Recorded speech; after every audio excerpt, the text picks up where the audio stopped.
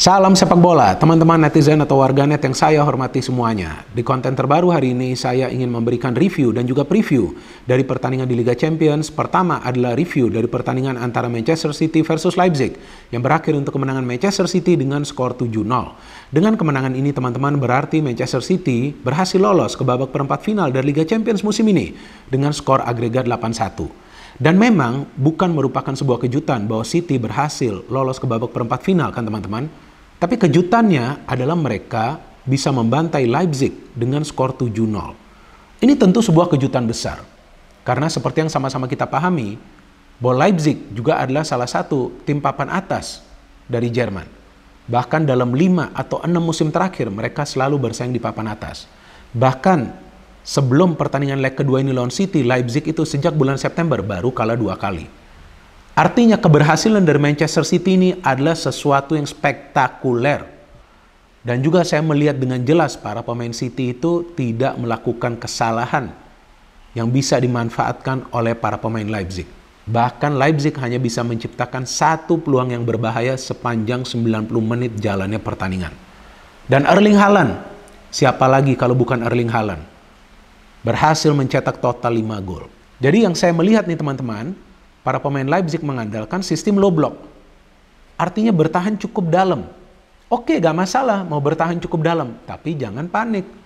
Nah, mereka sudah bertahan memakai sistem low block. Ketika bola masuk di dalam kotak penalti, ketika ada scrimmage atau kemelut, justru mereka panik. Ya itulah yang bisa dimanfaatkan oleh sang monster Haaland atau predator lah ya.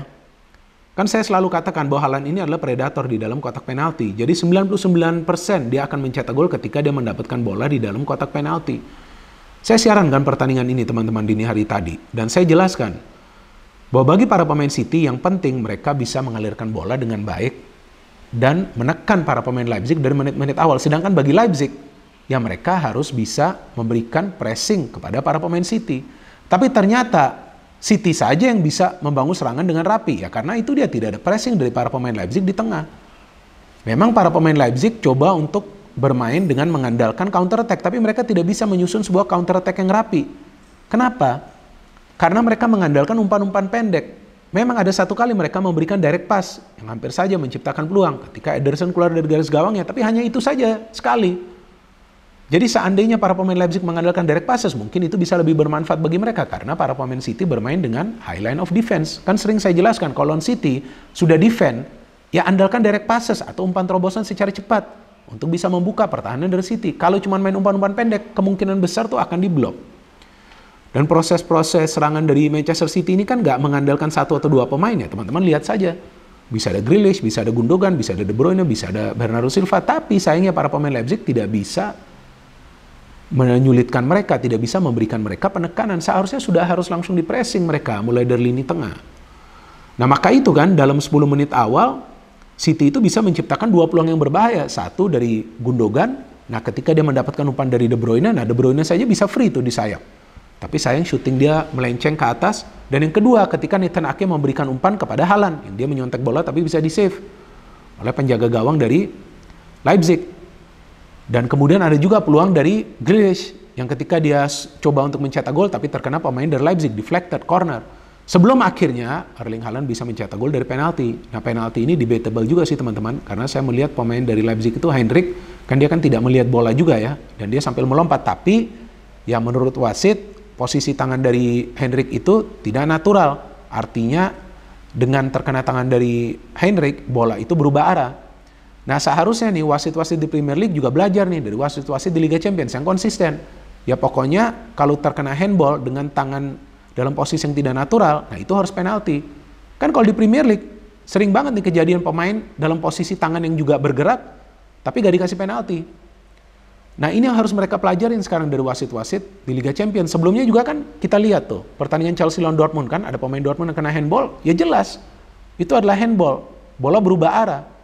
Nah artinya apa? Keputusannya penalti. Dan wasit juga mendapatkan call dari ruang VAR. Dan Haaland bisa mengeksekusi penalti dengan sempurna. What a goal. Ini gak gampang loh penalti seperti ini. Padahal sudah dibaca loh oleh penjaga gawang dari Leipzig. Saya lupa namanya. Biasanya yang main kan Gulaschi ya. Tapi Gulaschi ini kan cedera. Nah Blažević ya. Dan Blažević ini saya melihat permainannya gak bagus di pertandingan dini hari tadi.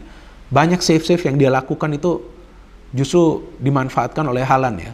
Karena Haaland selain mencetak 1 gol dari penalti, 4 gol lainnya itu memanfaatkan bola pantul atau rebound atau second ball. Nah, artinya apa? Bahwa Haaland ini adalah striker yang tidak akan menyerah ketika dia mendapatkan sekecil pun ruang atau sesulit pun ruang atau dalam situasi yang terjepit untuk bisa mencetak gol. Seperti yang saya jelaskan juga ketika saya siaran. Nah, saya jelaskan tuh bahwa Haaland ini bukanlah striker yang akan menyerah. Jadi dia akan kejar terus itu bola. Nah, maka itu karena dia kejar terus itu bola, maka itu dia bisa mencetak total 5 gol di satu pertandingan. Ya, terlepas dari 1 penalti. Jadi kan kita bisa melihat proses gol kedua dari Manchester City ketika De Bruyne tidak dikawal, dia syuting kena mistar. Nah, Haaland itu kan bergerak cepat, dia nggak mau nyerah. Ya coba aja sundul dan dia bisa melakukan sundulan yang sempurna. Jadi Haaland ini mencetak 5 gol dengan kepalanya juga dia ada mencetak gol, dengan kaki kiri ada, dengan kaki kanan juga ada, hebat ya. Dan kemudian gol ketiga dari City nih. Di sini juga kita melihat para pemain dari Leipzig ini panik. Padahal seharusnya bisa menghalau bola, tapi mereka tidak bisa menghalau bola. Sehingga ketika Diaz sundulannya itu terkena tiang, bola bergulir di garis gawang, ternyata Haaland di tiang jauh yang tetap mengejar bola itu. 3-0 udah, saya sudah yakin game over. Memang saya ditanya di halftime kan waktu saya siaran, ini kira-kira akan ada gol lagi gak? Nah memang saya jelaskan akan ada gol. Karena feeling saya ini Leipzig pasti keluar all out.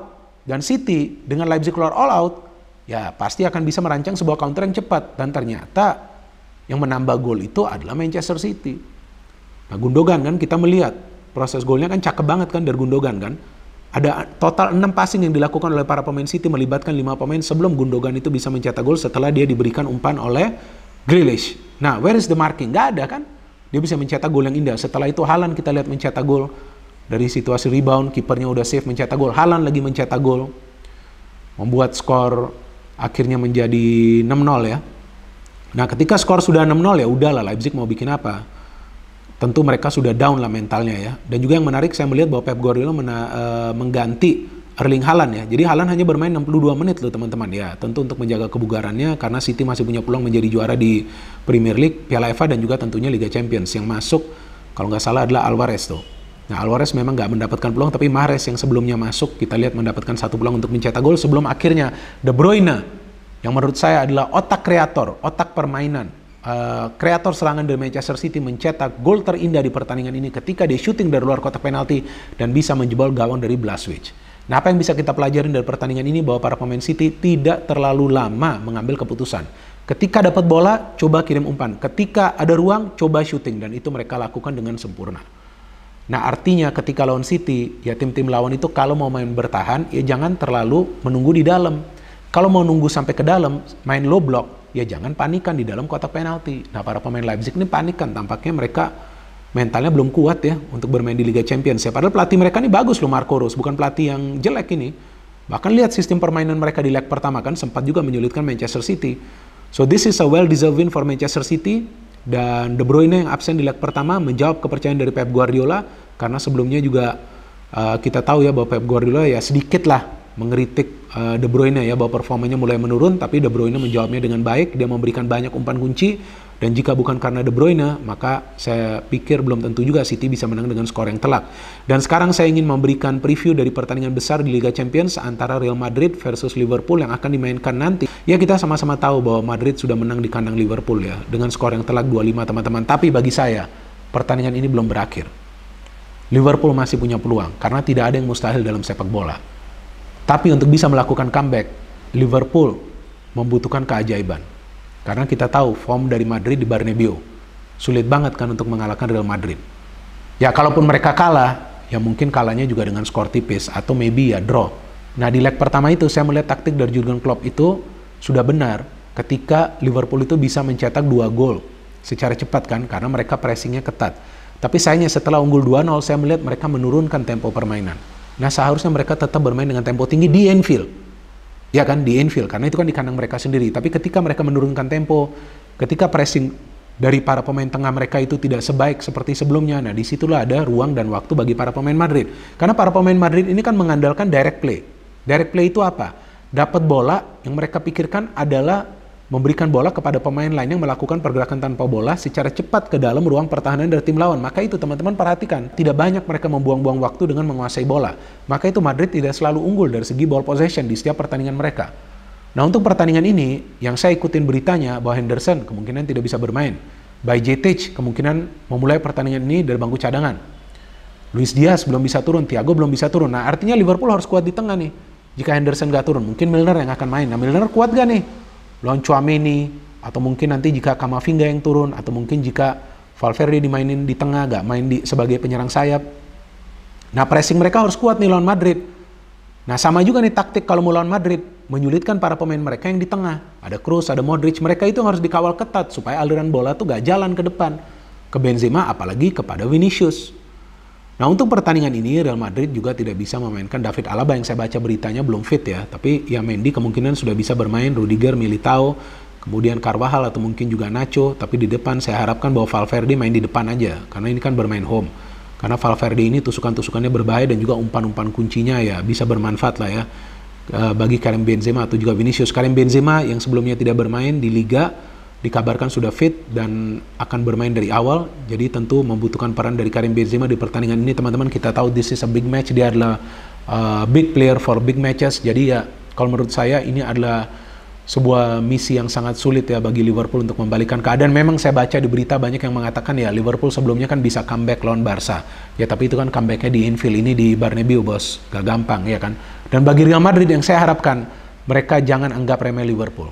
Dan mereka tetap berani bermain terbuka ketika bermain di kandang sendiri. Kan kalau bermain di Bernabeu mereka pasti akan bermain attacking. Harus berani bermain terbuka, tapi jangan lupa harus bermain dengan compact. Jadi jangan memberikan ruang kepada Salah, Nunes ataupun Gakpo, karena Salah, Nunes ataupun Gakpo ini yang biasa akan juga ikut terlibat ya, salah satunya dalam proses membangun serangan. Jadi mereka sifatnya gak nunggu bola, tapi mereka akan membantu ya rekan-rekan yang lain dalam menyusun serangan mulai dari lini tengah. Nah, artinya kecepatan mereka ini harus bisa diwaspadai dengan melakukan blocking mulai dari tengah. Artinya compact, jadi menutup ruang pergerakan mereka. Ya, artinya perlu juga bermain secara agresif. Nah, kalau dari segi peluang ya tentu Madrid yang punya peluang lah untuk lolos ke babak selanjutnya. Tapi bukan tidak mungkin juga jika Liverpool akan meraih kemenangan di pertandingan dini hari nanti, teman-teman. Walaupun ya saya gak yakin mereka akan bisa menang dengan skor yang telak. Artinya para pemain Madrid tidak boleh memberikan kesempatan bagi para pemain Liverpool untuk mencetak 1 gol. Kalau mereka sudah mencetak 1 gol, bisa juga nanti mereka mendapatkan confidence, mereka akan bermain all out dan bisa juga para pemain Madrid nanti akan sulit menghentikan mereka. Yes, Madrid secara mental kuat, tapi apapun bisa terjadi di sepak bola, teman-teman. Jadi sangat penting bagi para pemain Madrid, jangan membiarkan para pemain Liverpool leluasa, main compact, terus menekan mereka, terus meminimalisir pergerakan mereka, karena sebetulnya kekuatan Liverpool itu berada di depan. Jadi jangan sampai para pemain Liverpool yang di depan itu mendapatkan ruang gerak, karena mereka juga biasa mengandalkan skill individu mereka dan juga pergerakan tanpa bola mereka. Ini belum berakhir perjuangan dari para pemain Liverpool, pasti mereka keluar all out. Tapi dari Madrid sangat penting mereka harus fokus, dan kalau bisa mereka lah yang mencetak gol pertama di pertandingan nanti. No hate, no politics, only football. Salam sepak bola.